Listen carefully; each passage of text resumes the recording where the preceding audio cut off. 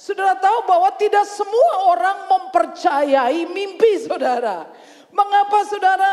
Bahkan orang-orang terdekat saudara tidak bisa, tidak mempercayai saudara, tidak mempercayai mimpi-mimpi saudara. Kenapa? Karena mimpi itu diberikan Tuhan kepada Anda, bukan kepada saya. Say yes? Halo?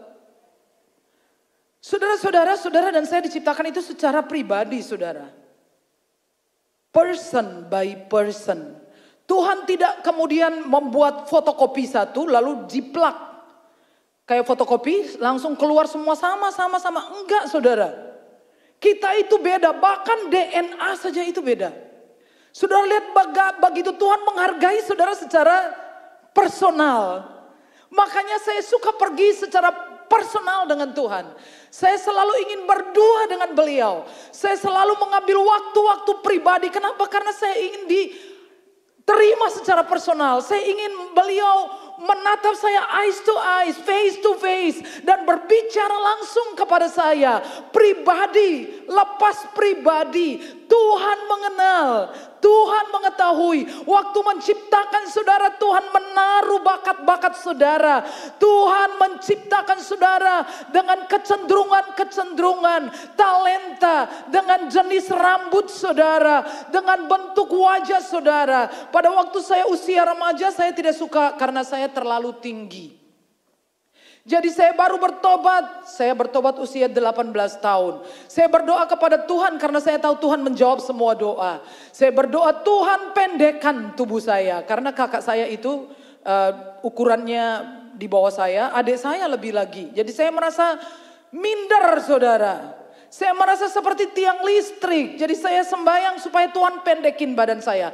Tapi waktu saya dipulihkan Tuhan, saya sangat bersyukur saudara. Ini walaupun mimbar tinggi, saya kalau berdiri di mimbar ini masih tetap kelihatan. Kalau di pesawat saya itu paling percaya diri. Waktu orang lain gak bisa ngambil bagasinya, saya dengan tegak berdiri lalu saya turunkan bagasi saya masih bisa menolong orang yang di sebelah saya.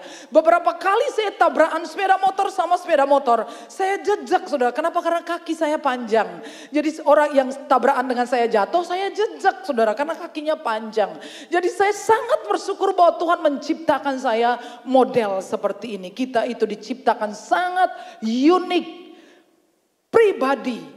Lepas pribadi, dan Tuhan punya rencana pribadi sangat personal kepada setiap kita. Kasih tepuk tangan buat Tuhan Yesus. Dan kalau orang tidak memahami saudara, saudara jangan sakit hati. Bahkan orang terdekat, saudara tahu siapa yang pertama kali meragukan? Daud, orang tuanya dan saudara-saudaranya.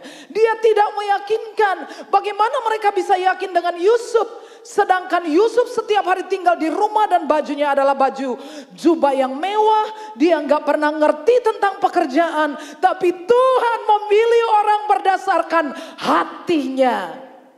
Tidak ada amin. Jadi baju tidak menentukan hati seseorang. Tuhan lebih tahu. Dan ia selalu memilih berdasarkan hati setiap orang. Di belakang saudara akan melihatnya.